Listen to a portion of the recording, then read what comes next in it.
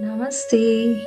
ओम विष्णवे नमः। ओम विष्णवे नमः। ओम विष्णवे नमः। आज पुरुषोत्तम मास यानी अधिक मास का छठा दिन है।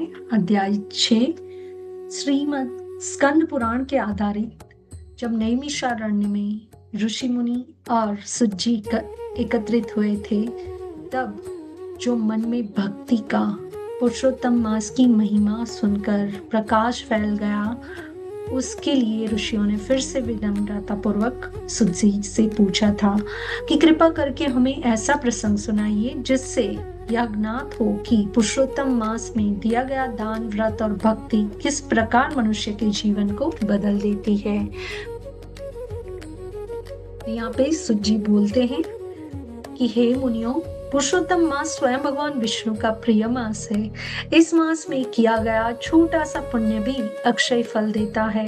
अब मैं तुम्हें यह सत्य घटना सुनाता हूँ। एक निर्धन किसान की कथा है।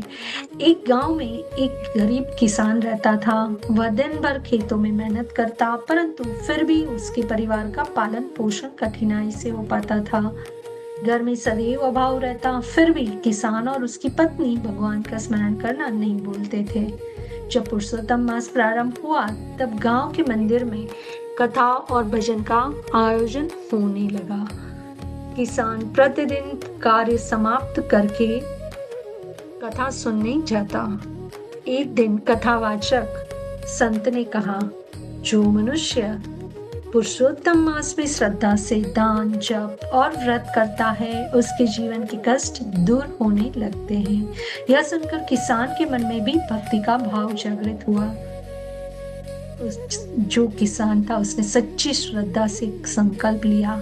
किसान ने अपनी पत्नी से कहा कि हमारे पास अधिक धन नहीं है, फिर भी हमें इस पवित्र मास में कुछ न कुछ दान अवश्य करना चाहिए।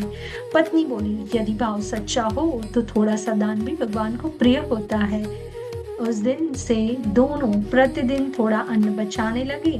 कई बार वे स्वयं कम भोजन करते, परंतु दान के लिए अन्न अलग रखते। वे प्रतिदिन प्रातः काल स्नान करके भगवान विष्णु का नाम जपते। ओम नमो भगवते वासुदेवाय। परीक्षा और विश्वास, क्योंकि भगवान जब है ना, आप कुछ भी करते हो तो उसकी परीक्षा लेने स्वयं कुछ न कुछ वहां पे प्लान करते हैं, यानी कि वो ऐसा निर्माण परिस्थितियों का कर देते हैं कि जिसकी वजह से आपकी परीक्षा तय करती है कि आपको भगवान के ऊपर श्रद्धा कितनी है। तो कुछ ही दिनों में ऐसा हुआ कि गांव में एक भयंकर वर्षा हुई।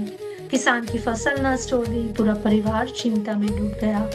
पड़ोसी जो लोग थे वो कहने लगे, अब तुम्हारा दान और भक्ति क्या काम आएगी। परंतु किसान ने विश्वास नहीं छोड़ा। उसने कहा, भगवान की इच्छा के बिना पत्ता भी नहीं हिलता। जो होगा प्रभु की कृपा से ही होगा। उस रात किसान ने भगवान के सामने दीप जलाया और प्रार्थना की, हे पुरुषोत्तम प्रभु, हमें धैर्य और विश्वास प्रदान करें। जैसे ही दिल से की हुई प्रार्थना भगवान तक पहुंची, उसकी कृपा होनी शुरू हो गई किसान के ऊपर। कुछ दिनों में ऐसा हुआ कि गांव में जो राजा के सेवक थे वो आए, और राजा अपने राज्य के लिए ईमानदार और मेहनती लोगों की खोज कर रहा था। तो गांव वालों ने उस किसान की सत्यनिष्ठा और धर्म भावना के बारे में बताया। राजा ने किसान को राज भंडार के कार्य की जिम्मेदारी सौंप दी, और धीरे धीरे किसान के घर की गरीबी दूर होने लगी। उसके जीवन में सुख और शांति आ गई। किसान समझ गया कि यह सब भगवान विष्णु की कृपा है। उसने पहले से भी अधिक श्रद्धा से भगवान की सेवा और दान पुण्य करना प्रारंभ कर दिया। यह कथा क्या संदेश देती है, ये बताते हुए सुज्जी बोले कि हे ऋषियों, पुरुषोत्तम मास में सच्चे मन से किया गया जप, तप, दान और व्रत कभी व्यर्थ नहीं जाता। भगवान अपने भक्तों की परीक्षा अवश्य लेते हैं, परंतु अंत में उन्हें सुख और शांति प्रदान करते हैं। पुरुषोत्तम मास में विशेष जो महत्व है वो दान से मन की शुद्धि होती है, व्रत और संयम से आत्मबल बढ़ता है, हरि नाम जाप जो करते हैं उसे पापों का नाश होता है, कथा श्रवण से भगवान की कृपा प्राप्त होती है और श्रद्धा और विश्वास जीवन बदल देते हैं। तो फलश्रुति है कि जो श्रद्धा और भक्ति से पुरुषोत्तम मास महात्म्य के षष्ठ अध्याय का पाठ अथवा श्रवण करता है, उसके जीवन के संकट दूर होते हैं, घर में सुख समृद्धि आती है और अंत में उसे भगवान विष्णु की कृपा प्राप्त होती है। तो आपके जीवन में भी प्लानिंग हो, आपका प्रेगनेंसी टाइम हो, या फिर आप माता बन चुके हैं, या फिर आने वाली पीढ़ियों को शिक्षित करना है हमारे इस सनातनी ज्ञान से, तो जरूर से भगवान पुरुषोत्तम की ये कथा सुना के उसको शिक्षित कर सकते हैं।